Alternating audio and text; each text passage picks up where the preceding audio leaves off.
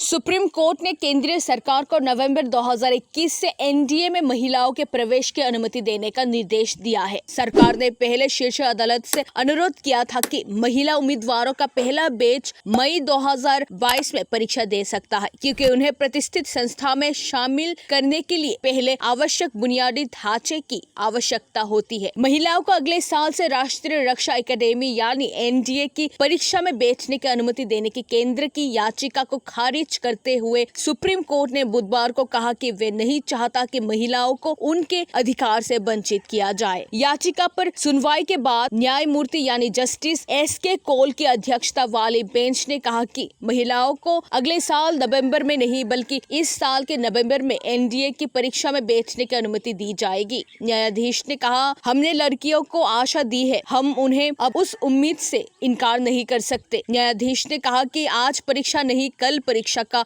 दृष्टिकोण युवा महिलाओं की आकांक्षाओं के खिलाफ होगा।